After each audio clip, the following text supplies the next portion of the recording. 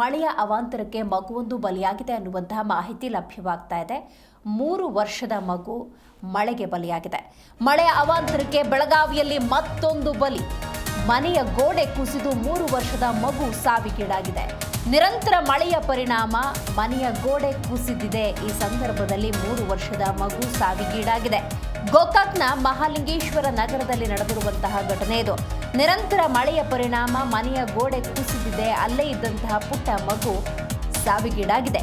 ಗೋಡೆ ಕುಸಿದು ಕೀರ್ತಿಕಾ ನಾಗೇಶ್ ಪೂಜಾರಿ 3 ವರ್ಷದ ಪುಟ್ಟ ಮಗು ಸಾವಿಗೀಡಾಗಿದೆ.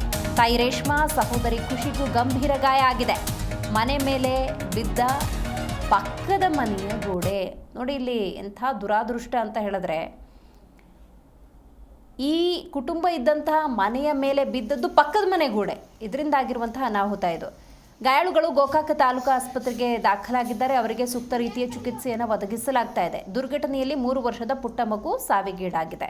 ಕಳೆದ ವಾರ ಗೋಕಾಕ್ ನಗರದ ವ್ಯಕ್ತಿಯೋರ್ವ ಚರಂಡಿಯಲ್ಲಿ ಕೊಚ್ಚಿಕೊಂಡು ಹೋಗಿ ಸಾವಿಗೀಡಾಗಿದ್ರು. ಇದೀಗ ಬೆಳಗಾವಿಯಲ್ಲಿ ಮತ್ತೊಂದು ದುರ್ಘಟನೆ ಸಂಭವಿಸಿದೆ.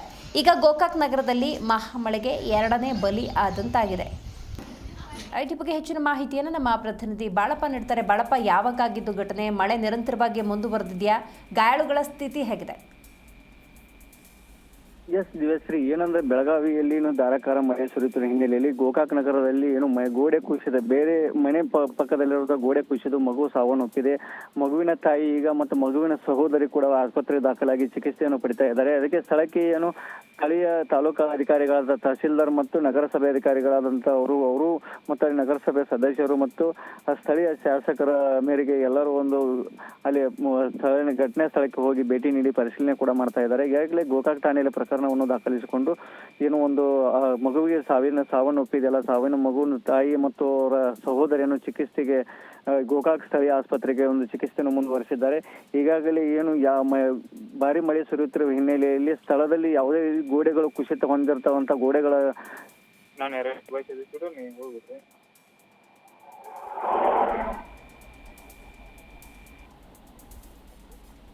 ಬಾಳಪ್ಪ, ನನ್ನ ಧ್ವನಿ ನಿಮಗೆ ಕೇಳಿಸ್ತಾ ಇದೆಯಾ? ಓಕೆ, ಸಂಪರ್ಕ ಸಾಧ್ಯ ಆಗ್ತಾ ಇಲ್ಲ. ನೋಡಿ, ದುರ್ವಿಧಿ ಅನ್ನೋದು ಎಲ್ಲಿಂದ ಹೇಗೆ ಬೇಕಾದರೂ ಆಗಬಹುದು ಅನ್ನೋದಕ್ಕೆ ಇದೊಂದು ಸ್ಪಷ್ಟ ನಿದರ್ಶನ. ಈ ಕುಟುಂಬ ಮನೆಯಲ್ಲಿರುತ್ತೆ. ಆ ಸಂದರ್ಭದಲ್ಲಿ ಪಕ್ಕದ ಮನೆ ಗೋಡೆ ನಿರಂತರ ಮಳೆಗೆ ಕುಸಿದ ಪರಿಣಾಮ ಆಗಿರುವಂಥ ದುರ್ಘಟನೆ.